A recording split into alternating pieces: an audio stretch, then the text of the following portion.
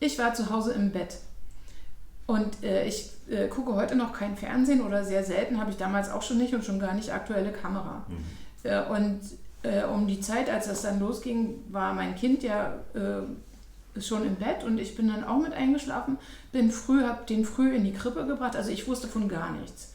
Bin ordentliche Studentin, wie ich war, ich glaube um 7:30 Uhr in die Uni gekommen und hatte mich gewundert, dass noch keiner da war. Und ach so, was ich noch vergessen habe zu erzählen, was wir erfahren hatten, wir waren ja neu an der Humboldt-Universität, also frisch immatrikuliert und das komplette 4. Studienjahr der Kunsterziehung war über Ungarn abgehauen und die Hälfte des 3. Studienjahres. Und das hatten wir natürlich, davon wurde berichtet, also bei uns waren im Prinzip die Flure leer. Ja, und dann bin ich eben an dem besagten Tag früh in die Uni gekommen und es kamen 2 Kommilitoninnen, total aufgeregt. Komm mit, die Mauer ist auf, wir kommen gerade vom Kudamm, du musst mitkommen, wir gehen in den Westen. Und dann habe ich gesagt, ey, guter Scherz, ne? Also es ist 7:30 Uhr, hört auf mit dem Quatschen. Nein, das stimmt wirklich, hast du denn nichts mitgekriegt? Nee, hatte ich nicht mitgekriegt. Und ja, ich habe mich von denen aber nicht überzeugen lassen, direkt mit zum Kudamm zu gehen, sondern ich habe gesagt, ich warte ab, weil ich nicht ohne mein Kind gehen wollte. Weil wir ja nicht wussten, so in den ersten Tagen eher, ob man wieder zurück kann und das war mir zu heikel. Und dann bin ich eben damals mit meinem Mann und mit meinem Sohn erst an dem darauffolgenden Sonnabend rübergegangen.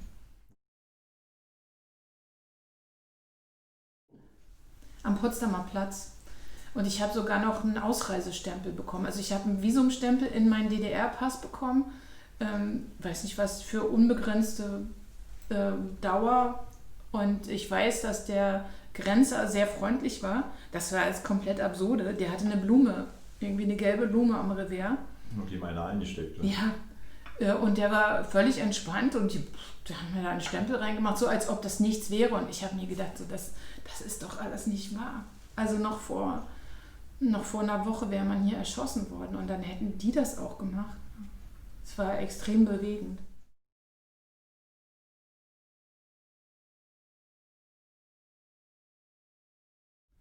Ja, es hat mein Leben total verändert. Also erstens muss ich sagen, dieser Mauerfall, dass ich das erleben durfte überhaupt, das ist so vergleichbar vielleicht mit der Geburt meines Kindes. Also mir war von Anfang an bewusst, dass das ein historischer Moment ist und ich habe da gestanden und ich habe gedacht, du musst gucken.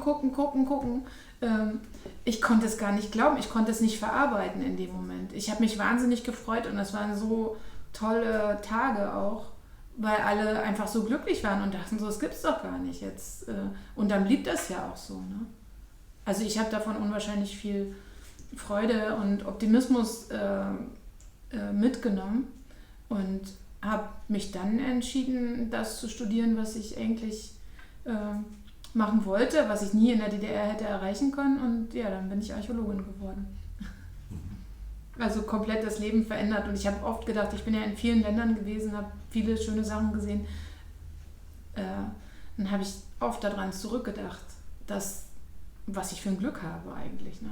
Dass ich auch noch jung genug war, das umstudieren zu können und im Prinzip mein gesamtes Berufsleben mit etwas zu verbringen, wo ich richtig Lust drauf habe und wo ich dann auch ganz gut drin geworden bin.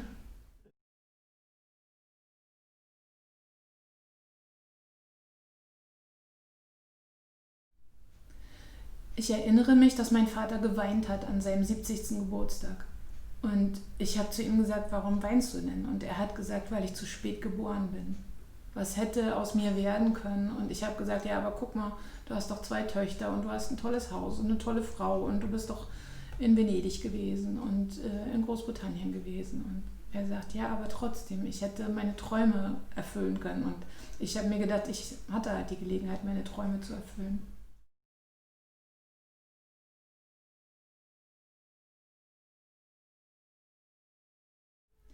Ganz andere. Also ich bin sowieso relativ aufgeschlossen und ich war neugierig auf die Menschen auf der anderen Seite der Mauer und ich fand auch sehr interessant, die ganzen Türken zum Beispiel zu sehen, weil ich war ja als buntes Mädchen sozusagen im Osten, also so brünett wie ich bin, ich war ja immer ein absoluter Exot.